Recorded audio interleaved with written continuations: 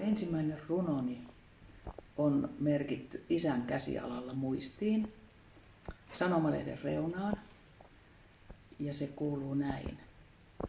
Mene Ollin luokse vieraheksi, syö pikkulintu aamiaiseksi, niin pikkuvatsasi tulee terveheksi. Tämän olen loruillut joskus 3-vuotiaana. Elin runojen keskellä, äiti harrasti runojen lukemista ja lausumista. Isä vähän hymähteli, mutta kuitenkin ymmärsi kirjoittaa, että nämä säkeet muisti. Sitten opin kirjoittamaan ennen kouluun menoa ja koulussa tietenkin osasin lukea ja turhauduin sitten siihen tavaamiseen siellä ja rupesin kirjoittelemaan omia juttuja.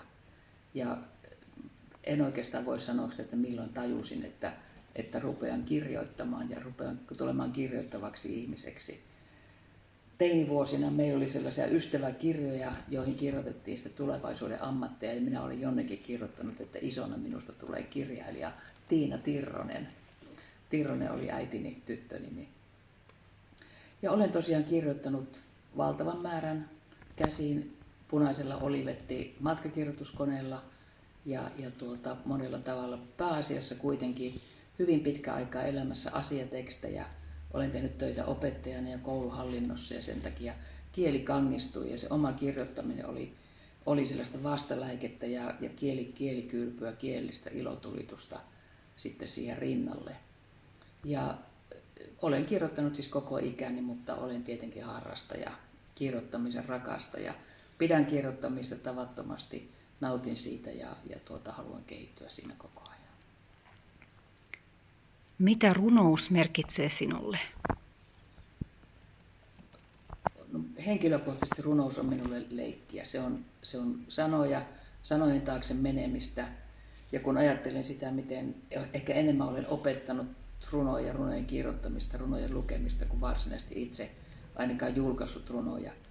Ja minusta runoissa on viehättävää se, että kun me ajatellaan, että lukutaito on sitten, jos mä kirjoittaisin teille nyt sanan kissa, niin kaikki aivan automaattisesti lukee sen, että siinä lukee kissa. Mutta sitten jos ruvetaan lukemaan vaikka Pablo Nerudan Oodia kissalle, niin siinä tarvitaan ihan toisenlaista lukutaitoa. Mennään sanojen sisälle, assosiaatioihin, symboleihin, kaikkeen tämmöiseen. Ja sen takia lyriikka on minulle hyvin, hyvin rakas ja tärkeä kirjallisuuden laji. Mistä sinä saat aiheita omille runoillesi? No tietenkin kuolemasta ja rakkaudesta, niin kuin kaikki muutkin. Minun runoni pääasiassa syntyvät sellaisissa elämän murrosvaiheissa.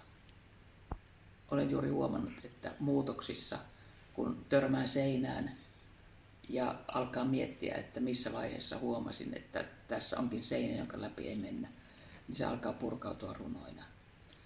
Muutosvaiheet, myllerrykset, elämänkriisit, ne on niitä asioita, jotka hiertävät sitä runoa pintaa, mutta silti en kirjoita mitenkään vakavasti. Nämä, joita tässä luin, niin nämä oli semmoisia mietiskeleviä, vähän haikeita, surumielisiä runoja, koska ne tein sellaisiin valokuviin, jotka kuvaavat semmoisia ilmiöitä, joita me emme tavallisesti pidä kauniina, niin kuin esimerkiksi kuihtunutta lehteä tai homeista kompostiämpäriä. Et siinä nämä runot olivat vähän toisenlaisia, mutta ne on semmoisia muutosvaiheiden runoja. Mitä Suomen kansalliseepos Kalevala merkitsee sinulle? Se merkitsee todella paljon. Kun mä olin pieni lapsi ja siihen maailman aikaan maantiet olivat hyvin huonoja ja tultiin mökiltä ja viimeistään Lönnrotin patsaan kohdalla minä voin kuulemma pahoin. Ja siinä vaiheessa äitini oli sanonut, että et ole pääsemään Lönnrotista että Kalevalasta eroon isonakaan. Ja kyllä siitä on tullut minulle hyvin rakas ilmiö. Olen tehnyt töitä Kalevalan parissa opettajana ja runoviikoilla.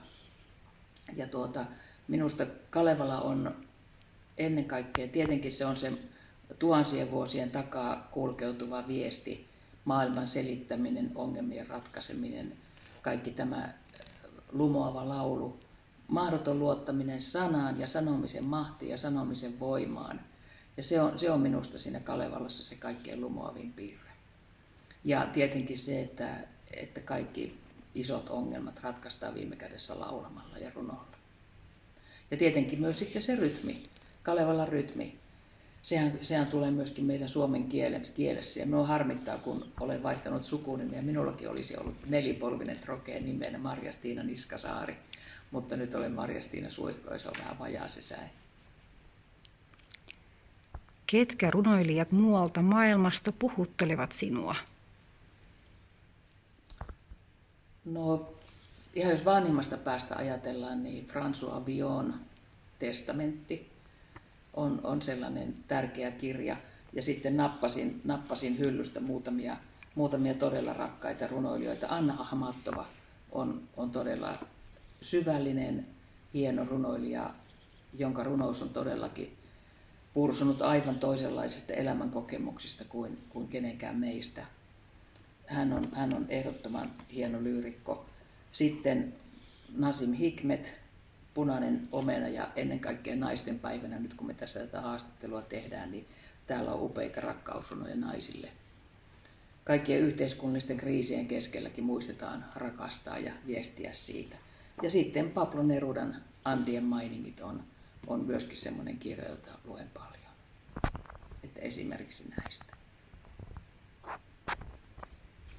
Mitä sinä haluaisit sanoa nyt ihmisille maailmassa? Puhukaa toisille.